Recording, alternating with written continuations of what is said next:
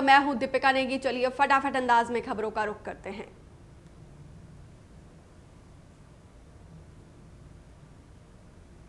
होशियारपुर के गांव जलालपुर में पीड़ित परिवार से राष्ट्रीय बाल अधिकार संरक्षण आयोग के सदस्यों ने मुलाकात की और पीड़ित परिवार को हर संभव मदद का आश्वासन दिया। इस दौरान बाल अधिकार आयोग के सदस्यों ने गुड़िया की जांच कर रही पुलिस टीम से मुलाकात की और जांच पर संतुष्टि जाहिर की।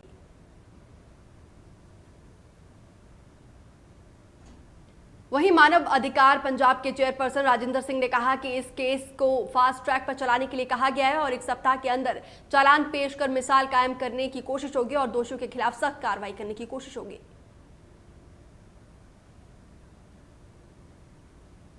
पोस्ट मैट्रिक स्कॉलरशिप घोटाले को लेकर पंजाब सरकार के कैबिनेट मंत्री साधु सिंह धर्मसोत को बेशक सरकार ने क्लीन चिट दिया है, लेकिन साधु सिंह धर्मसोत की मुश्किलें थमने का नाम नहीं ले रही है। कैबिनेट मंत्री साधु सिंह धर्मसोत के खिलाफ नाभा में शिरोमणि अकाली दल के नेता बाबू करीब दास ने रोष रैली निकाली और 2 नवंबर को धर्मसोत के खिलाफ उग्र प्रदर्शन का ऐलान किया।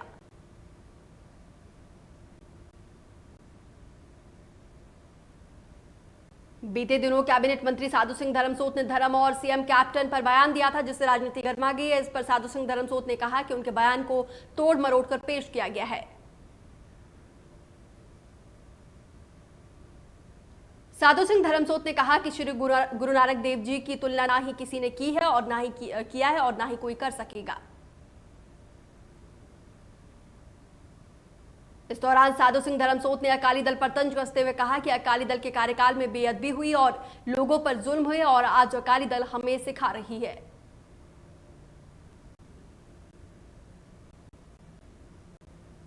कोरोना काल में युवाओं को तनाव से मुक्त करने के लिए गुरदासपुर में करतार सिंह चैरिटेबल ट्रस्ट ने क्रिकेट स्टेट टूर्नामेंट का आयोजन किया। इस मौके पर कैबिनेट मंत्री सुखजिंदर सिंह रंधावा और विधायक वरिंदर सिंह पहाड़ ने विशेष तौर पर शिरकत की और विजेता टीम को 1 लाख की राशि देकर सम्मानित किया।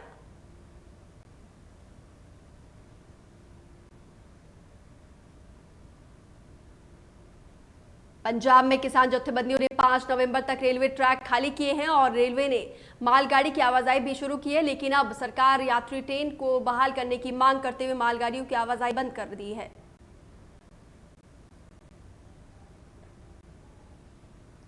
वहीं रेलवे विभाग ने इस फैसले का विरोध करते हुए सरकार को किसानों के आंदोलन को दबाने का बहाना करार दिया है। इस मामले पर किसान जत्थेबंदियों का कहना है कि सरकार के किसी भी दबाव को किसी भी कीमत में बर्दाश्त नहीं किया जाएगा।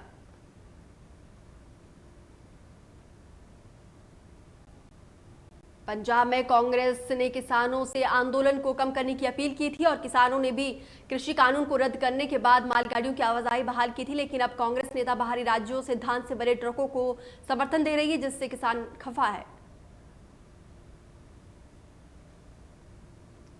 श्री मुक्तसर साहिब के टोल प्लाजा के पास किसानों ने बाहरी राज्यों से धान से भरे ट्रकों को रोका था, लेकिन इन ट्रकों का कांग्रेस नेता भूपेंद्र सिंह बीच बचाव करते हुए नजर आए।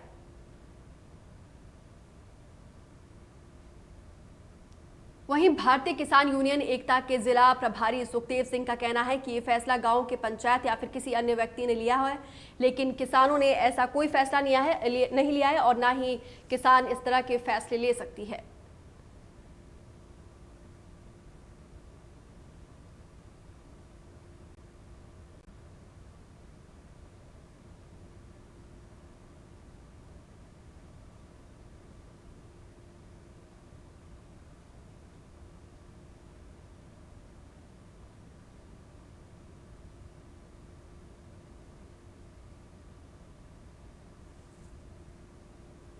तरनतारन में कृषि सुधार कानून के खिलाफ किसानों का प्रदर्शन अमृतसर बठिंडा नेशनल हाईवे और उस्मा गांव के टोल प्लाजा पर 24वें दिन भी जारी रहा।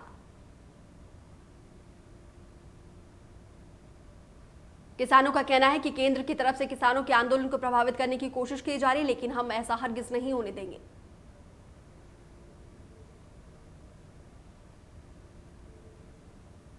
जालंधर में एक किसान ने कर्ज के बोझ तले मोटर से फंदा लगाकर जीवन लीला समाप्त कर ली। मृतक किसान के रिश्तेदारों का कहना है कि किसान के ऊपर करीब 25 लाख का कर्ज था, जिसको लेकर वो अक्सर परेशान रहता था। वहीं पुलिस अधिकारी का कहना है कि मामला दर्ज करके जांच शुरू कर दी है और मौके से कोई भी सुसाइड नोट बरामद नहीं हुआ है।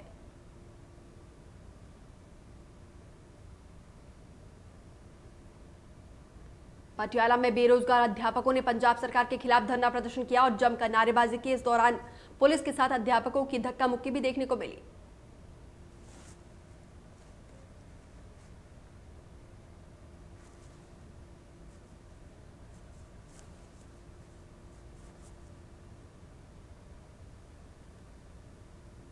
वहीं अध्यापकों का कहना है कि वो लंबे समय से नौकरी की मांग को लेकर सरकार से मांग कर रहे हैं, लेकिन सरकार उन्हें केवल भरोसा दे रही है।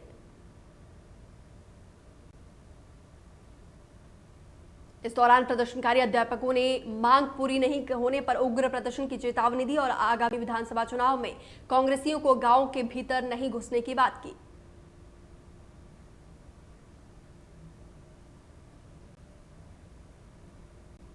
लुधियाना में दशहरा सादगी से मनाया गया और इस दौरान कांग्रेस नेता नवजोत सिंह सिद्धू ने विशेष तौर पर शिरकत की और जनता को संबोधित किया। वहीं नवजोत सिंह सिद्धू ने केंद्र सरकार पर जमकर निशाना साधा और कहा कि जिस तरीके से रावण का घमंड टूटा था, वैसे ही केंद्र सरकार का घमंड भी टूट जाएगा।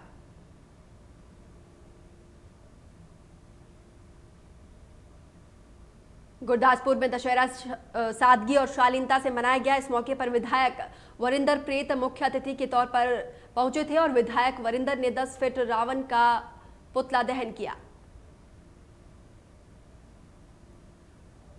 विधायक वरिंदर प्रीत ने 10 फीट रावण का पुतला दहन किया और इस दौरान लोगों ने कोरोना नियमों का भी पालन किया।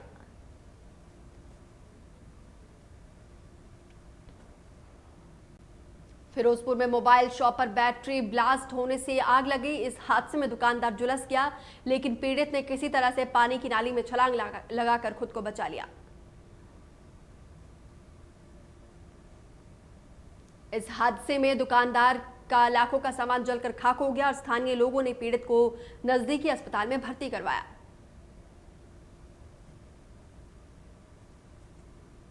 वहीं हादसे की सूचना मिलने पर मौके पर पहुंची दमकल की गाड़ियों ने कड़ी मशक्कत पर आग पर काबू पाया।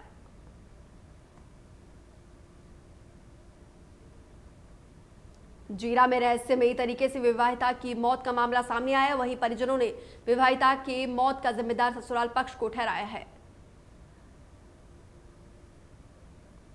मृतका के पिता का कहना है कि अक्सर ससुराल वाले उसकी बेटी के ऊपर दहेज के लिए प्रताड़ित करते थे। वहीं परिजनों ने आरोपियों के खिलाफ मामला दर्ज करके कड़ी कार्रवाई की मांग की है।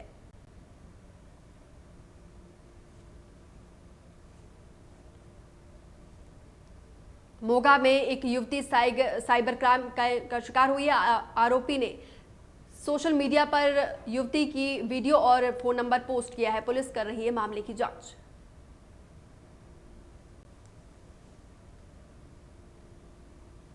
नाभा में शिवसेना, हिंद और गाय रक्षा दल ने संयुक्त तौर पर गुप्त सूचना के आधार पर मलेरकोटरा रोड से आ रहे ट्रक को नाभा ब्लॉक में 15 गायों के साथ जब्त किया। शिवसेना और गाय रक्षा दल ने मामले को पुलिस से अवगत करवाया और पुलिस ने गायों को नजदीकी गौशाला में छोड़ दिया।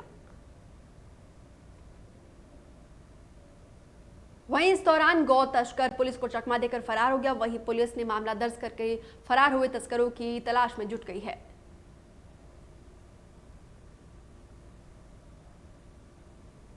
अंतर्राष्ट्रीय दशहरा उत्सव भगवान रघुनाथ की रथ यात्रा के साथ शुरू हो गया। कोरोना के चलते पहली बार इस रथ यात्रा में केवल 8 देवी देवता ही हिस्सा ले रहे हैं और रथ यात्रा के पहले दिन महज 200 श्रद्धालुओं ने भाग लिया।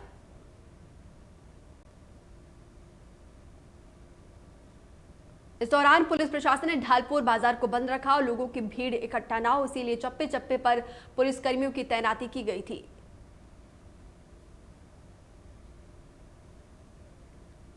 भगवान रघुनाथ के ढालपुर मैदान पहुंचते ही मैदान ढोल नगाड़े की थाप से गूंज उठा और पूरा मैदान भक्तिमय हो गया। पुजारियों ने भगवान रघुनाथ की पूजा अर्चना के बाद रघुनाथ जी को विराजमान किया।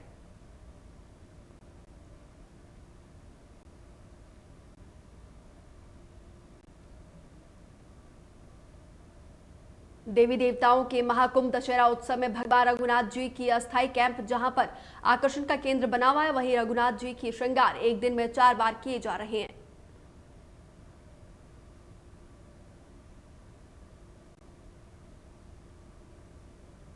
बिलासपुर में श्री नैना देवी में पूर्णाहुति के साथ शादी नवरात्र धूमधाम से संपन्न हुआ। इस दौरान मंदिर न्यास और पुजारियों ने हवन यज्ञ किया और कोरोना महामारी के खत्म होने की कामना की।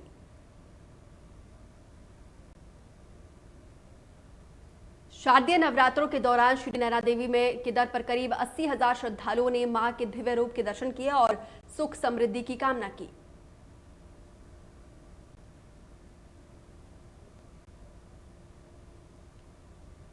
उच्च शिक्षा रेगुलेटरी आयोग के अध्यक्ष मेजर अतुल कौशिक ने नाहन में भूतपूर्व सैनिकों की एक बैठक की अध्यक्षता की और बैठक में अनेक समस्याओं पर चर्चा की और समाज में अहम भूमिका निभाने के लिए मंथन किया।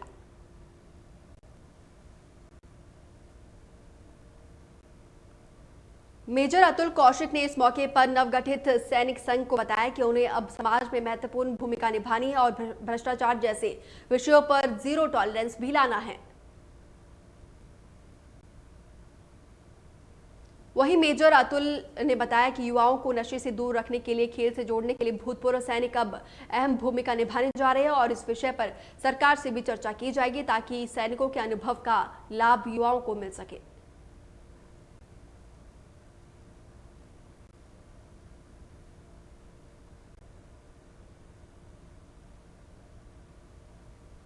मध्य प्रदेश चुनाव आयोग को सुप्रीम कोर्ट से बड़ी राहत मिली है। मध्य प्रदेश हाई कोर्ट के आदेश पर सुप्रीम कोर्ट ने रोक लगा दी थी। कोर्ट ने कहा है कि चुनाव आयोग नियम तोड़ने वालों के खिलाफ कार्रवाई करे।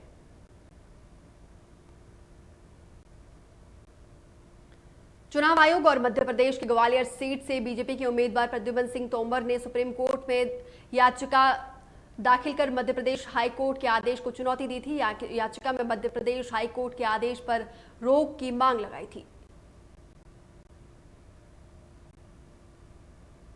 मध्य प्रदेश हाई कोर्ट ने अपने आदेश में राजनीतिक पार्टियों को चुनाव प्रचार वर्चुअल माध्यम से कराने के आदेश दिए। वहीं अब फैसले का बीजेपी ने समर्थन किया है।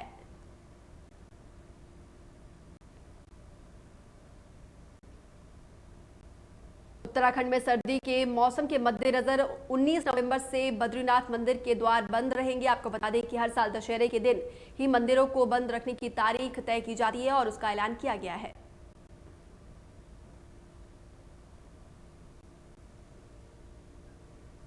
रक्षा मंत्री राजनाथ सिंह ने गंगोट नाथुला रोड का उद्घाटन किया। राजनाथ सिंह ने कहा कि नेशनल हाईवे 310 के आंशिक वैकल्पिक मार्ग को सिक्किम की जनता को समर्पित करते हुए मुझे खुशी हो रही है।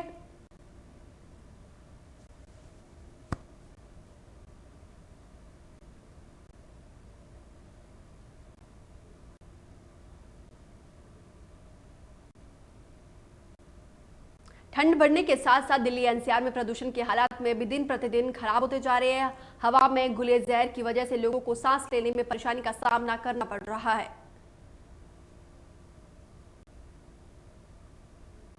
राजधानी दिल्ली के ज्यादातर इलाकों में AQI का लेवल बहुत खराब श्रेणी में है। आनंद विहार में AQI का लेवल 400 के पार हो गया है।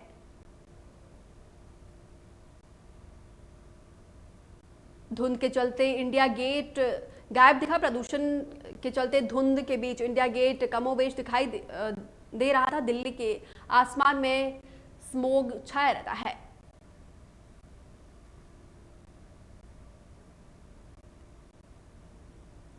रेलवे ने तैयारी सीजन में बड़ी टिकट की डिमांड को देखते हुए 46 स्पेशल ट्रेन को चलाने का ऐलान किया। आपको बता दें कि कोरोना काल में देश में सीमित संख्या में ट्रेनों का संचालन किया जा रहा है।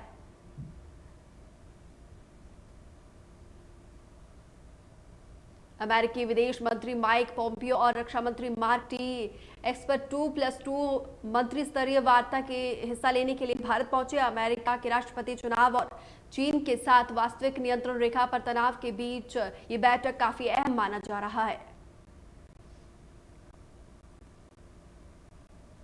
ये बैठक मंगलवार को होगी और ये 2+2 वार्ता का तीसरा संस्करण होगा।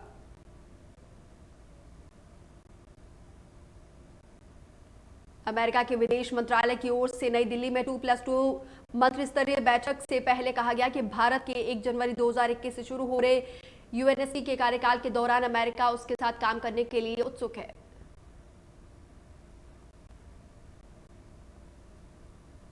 2+2 मंत्री स्तरीय बैठक से पहले विदेश मंत्रालय की ओर से एक फैक्ट शीट कहा गया है, भारत के एक स्तरीय और वैश्विक शक्ति बनकर उभरने का अमेरिका स्वागत करता है। अमेरिकी संयुक्त राष्ट्र सुरक्षा परिषद में भारत के आगामी कार्यकाल के दौरान उसके साथ निकटता से काम करने के लिए भी उत्सुक है।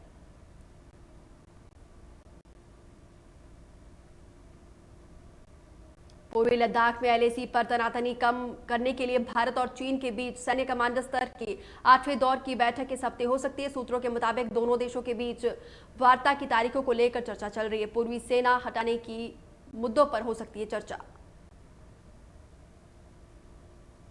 8वें दौर की बैठक पर पैंगोंग झील के उत्तरी और दक्षिणी तट पर समेत अन्य बिंदुओं से पूर्वी सेना हटाने के मुद्दों पर चर्चा होगी। भारत की ओर से इस बैठक की अगुवाई 14वें कोर कमांडर लेफ्टिनेंट जनरल पीजे मैनन करेंगे।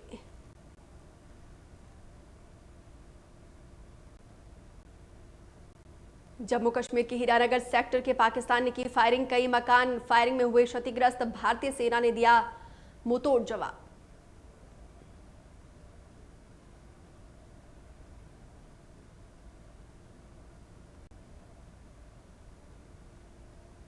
पूरी दुनिया में कोरोना के आंकड़े 4 करोड़ 33 लाख के पार, अब तक 11,58,000 से ज्यादा मरीजों ने गंवाई जान। पूरी दुनिया में 1 करोड़ से ज्यादा एक्टिव केस।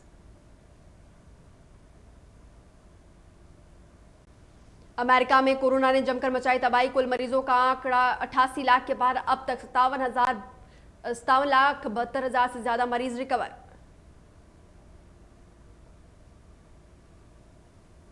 कोरोना के मामले में पूरी दुनिया में तीसरे नंबर पर है ब्राजील, अब तक 1,57,000 से ज्यादा मरीजों ने गंवाई जान। कुल मरीजों का आंकड़ा 53 लाख के पार। रूस में कोरोना के मरीजों की संख्या में लगातार हो रहा है इजाफा, कुल मरीजों का आंकड़ा 15,13,000 के पार, अब भी 3,49,000 से ज्यादा एक्टिव केस, 26,000 से ज्यादा मरीजों ने गंवाई जान। देश में धीरे धीरे कोरोना पर लग रही है लगाम, एक दिन में सामने आए 45,149 नए केस, 460 मरीजों ने गंवाई जान। कुल मरीजों का आंकड़ा 79 लाख के पार।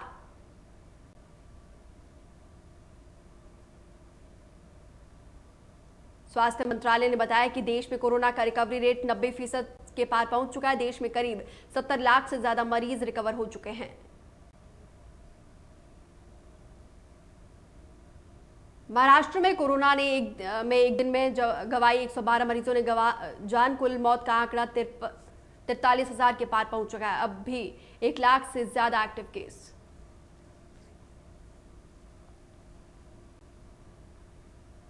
तमिलनाडु में कोरोना से हाहाकार, एक दिन में 2,000 से ज्यादा केस सामने आए हैं, अब भी 30,606 से ज्यादा एक्टिव केस, अब तक 10,905 से ज्यादा मरीजों ने गंवाई जान।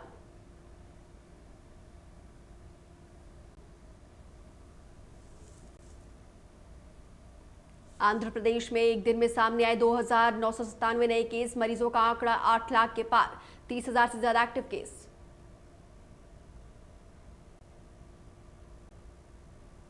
उत्तर प्रदेश में कोरोना से लोगों का बुरा हाल, एक दिन में सामने आए 2,032 नए केस, अब तक 4,36,000 से ज्यादा मरीज हुए रिकवर।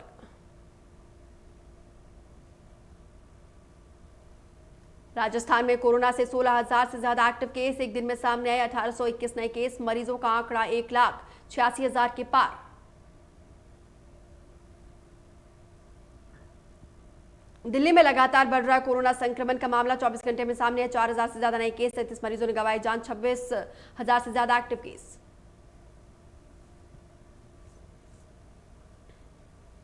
हरियाणा में कोरोना मरीजों का आंकड़ा 1,58,000 के पार, 24 घंटे में 1,240 नए केस आए, 7 मरीजों ने गंवाई जान, एक्टिव केस 10,000 से पार।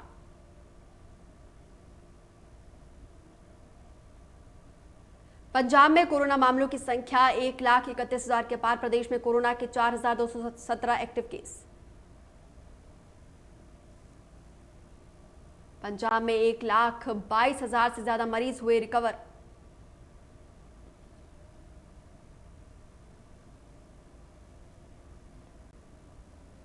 हिमाचल प्रदेश में कुल कोरोना संक्रमितों का आंकड़ा 20,000 के पार। 17,568 मरीजों ने कोरोना को दी मात।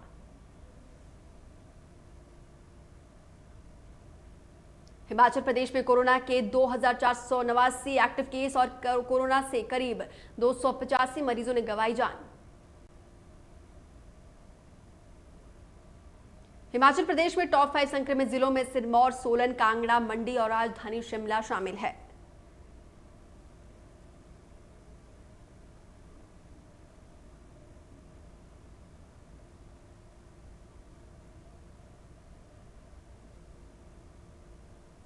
आरबीआई के गवर्नर शक्तिकांत दास हुए कोरोना पॉजिटिव। खुद ट्वीट करके दी जानकारी, कहा आइसोलेशन में रहकर करूंगा काम।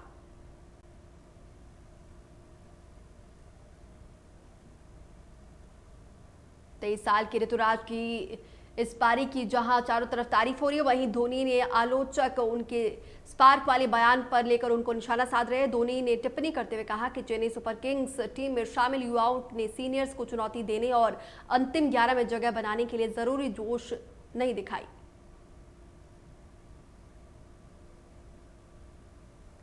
धोनी के इस बयान को लेकर आकाश चोपड़ा ने धोनी का नाम लिए बिना ट्वीट किया और कहा कि ऋतुराज की जोरदार पारी और सीएसके की जीत के बाद चोपड़ा ने ट्वीट करते हुए लिखा कि 2 छक्के और एक वॉशिंगटन सुंदर की गेंद पर एक माइकल अली की गेंद और बेहतरीन फुटवर्क।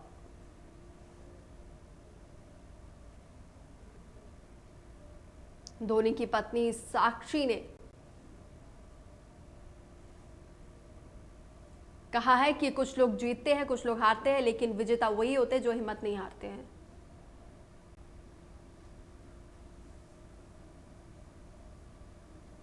आईपीएल में चेंज करते हुए 2 बार शतक लगाने वाले राजस्थान के बेन स्टोक्स पहले बल्लेबाज बने। हार्दिक पांड्या ने राजस्थान के खिलाफ मैच में 21 गेंद में 60 रन बनाए। उन्होंने 50 पूरा करने के बाद ब्लैक लाइव्स मैटर के समर्थन में घुटने टेके।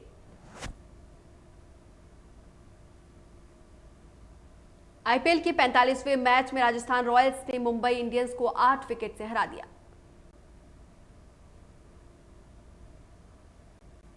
राजस्थान रॉयल्स के कप्तान स्टीव स्मिथ ने कहा कि टीम को इस जीत की जरूरत थी।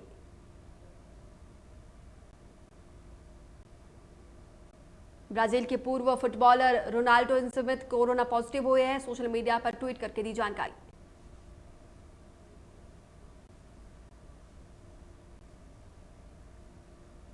एक्ट्रेस मंदिरा बेदी 48 साल की उम्र में दूसरी बार मां बनी है। मंदिरा बेदी और उनके पति राज कौशल ने एक बच्ची को गोद लिया, जिनका नाम कपल ने तारा बेदी कौशल रखा है। मंदिरा बेदी ने इंस्टाग्राम पर ट्वीट करके दी जानकारी। साथ ही मंदिरा ने फैंस के लिए फैमिली फोटो शेयर किया।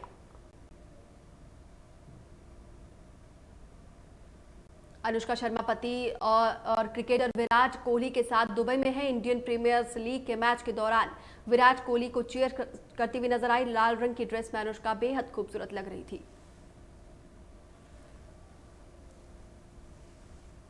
बॉलीवुड क्वीन कंगना रनौत और महाराष्ट्र सरकार के बीच तनातनी बरकरार है। मुख्यमंत्री उद्धव ठाकरे के नाम लिए बगैर हिमाचल प्रदेश को गांजे की खेती करने वाले राज्य बताया था, जिसके बाद कंगना ने पलटवार किया है।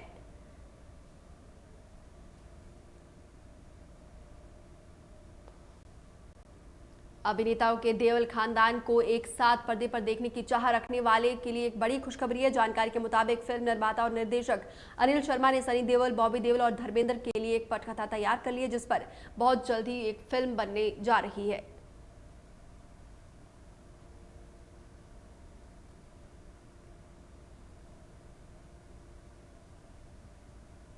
जेम्स बॉन्ड के रूप में डेनियल क्रेग की आखिरी film No Time to Die का फैंस बेसब्री से इंतजार करें। पिछले कुछ दिनों में हॉलीवुड में इस बात को लेकर चर्चाओं का बाजार गर्म है कि बॉन्ड सीरीज की ये फिल्म आधे ओटीटी पर रिलीज हो जाएगी।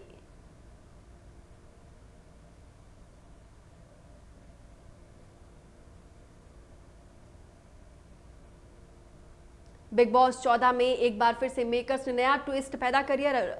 रविवार को प्रसारित हुए एपिसोड में दिखाया गया कि घर में 3 नए सदस्यों की वाइल्ड कार्ड एंट्री हुई। कविता कौशिक, नैना सिंह और शार्दुल पंडित ने घर में घुसते ही पुराने प्रतियोगिताओं को टक्कर देना शुरू कर दिया।